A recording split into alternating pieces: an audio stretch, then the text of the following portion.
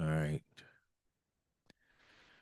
Shalom, shalom to the 12 tribes that's been scattered abroad, to the nation of Israel, the true Israelites that's coming back into this truth of the gospel has been given the gift of faith to believe in the name of the only begotten Son, Yahweh Shai, in the Paleo Hebrew, which is Yahweh Shai, who the world ignorantly calls Jesus. I am your brother Zakar Yah.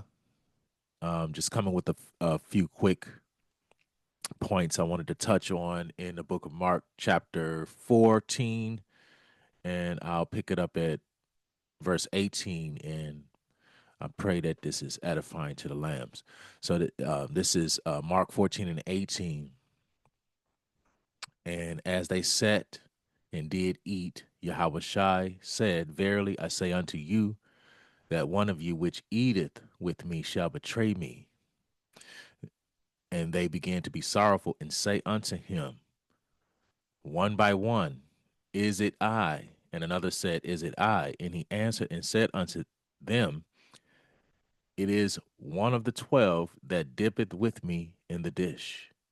So it is one of the 12. So you got to think about this. So Yahweh Shai, the Messiah, he's sitting here eating with a person he know that's going to be against him, something, for the sake of prophecy. But he know that somebody who has learned from him, somebody who is fellowshipping with him is against him. So this is something that you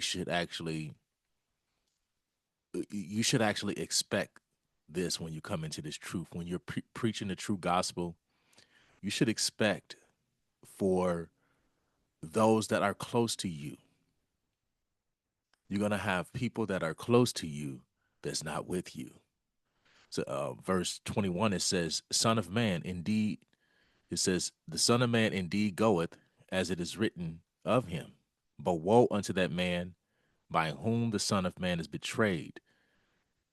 Good were it for that man if he had never been born. So he said it would have been better for, he's talking about Judas Iscariot, it would have been better for him that he was not even born, because this is one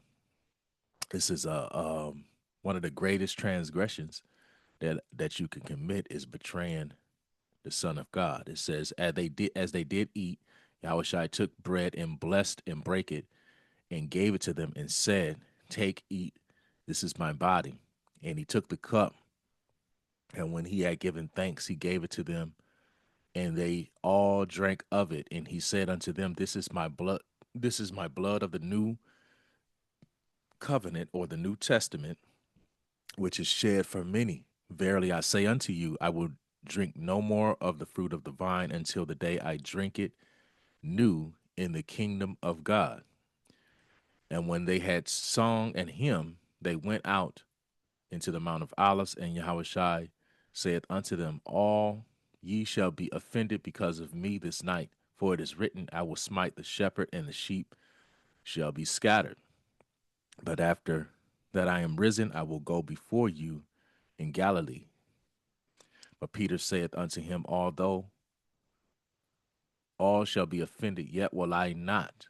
And Yahushua said unto him, Verily, verily, I say unto thee that this day, even this night, before the cock crow twice, thou shalt deny me thrice. So Peter, being weak in his faith, Yahushua letting him know, like, look, you're gonna deny me before you actually come into the true faith, because your faith is weakened. So being a man of this truth, you're gonna be hated. So let's go to chapter, actually the next chapter over. Oh no, not the next chapter over. John chapter 15 is what I want. So John chapter 15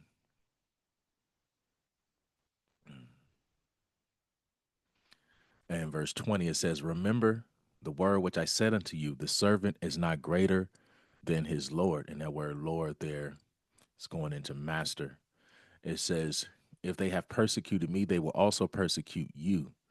If they if they have kept my saying, they will keep yours also. So he's speaking to his disciples, saying, when you follow me and are you are preaching his gospel, the same things that they did unto him, because this is his word. The same things that they did unto him, they're going to do unto you. It says, but all these things will they do unto you for my name's sake, because they know not him that sent me, right? Because they don't know the Father, so they're not able to discern when a man of God, when a true man of Yahweh is in their presence. It says, if I had not come and spoken unto them, they had not had sin. And he's actually speaking about those particular Pharisees, that rejected him, and they was also going to persecute the true believers. It says, but now they have no cloak for their sin. He that hateth me hateth my Father also. If I had not done among them the works with none other man did, they had not had sin. Now they both have seen and have hated both me and my Father. It says, but this cometh to pass that the word might be fulfilled that is written in their law. They hated me without cause, right? So you hated a man that was coming to heal the nation of Israel, that was coming to fulfill the prophecies. So all of the prophecies pointed to him. And even still to this day, you got a lot of our people that hate the gospel. They hate the New Testament. You know, they want to be stuck in the Old Testament, which I don't reject the Old Testament. I keep the law. I just understand that the New Testament is sort of like it's something that we need in today's time, because we're faith is all that we have. We don't have a temple to go and make sacrifices and do all of these different things that was required by the old covenant. So we're faith is all we have, and that is the beauty of the New Testament, and understanding the work that Yahweh Shai did for his elect on the cross. So making it to where we can keep the Father's commandments without transgressing some of some of those, because when you study the law, it was a lot of things that they had to do that was required, especially during the feast days, the daily burnt offering. So it was a lot that they had to do.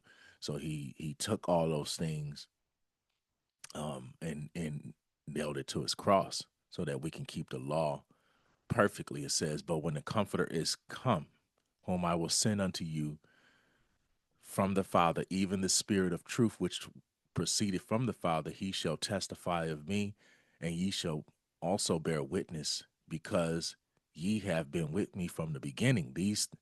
So ye have been with me from the beginning. I'm gonna go over into chapter 16.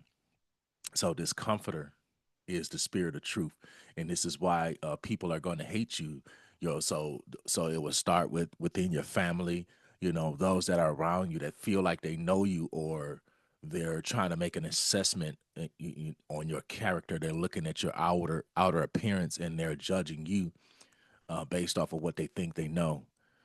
So, and it's the testimony of Yahweh Shai, the Spirit of truth, that actually is going to get you hated, and this is what's going to cause certain people to be against you, even those that are fellowshipping with you. So, chapter 16, verse 1, it says, these things have I spoken unto you, that ye shall not be offended.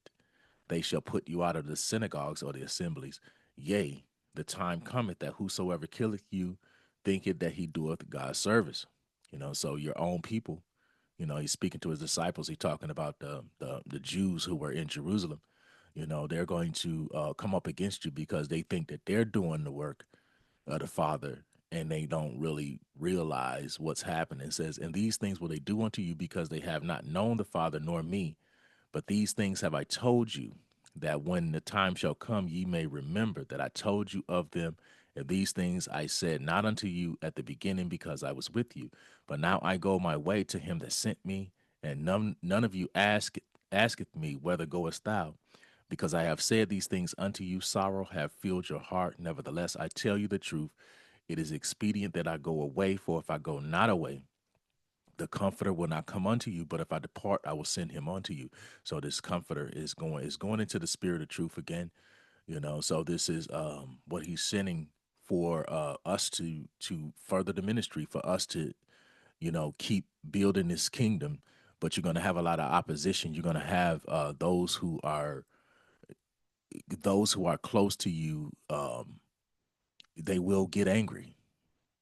you know they will get angry, so you have to almost expect it. If our king went through it, and you have his testimony, you can almost it's a 100% chance that you're going to experience something very similar to what he went through.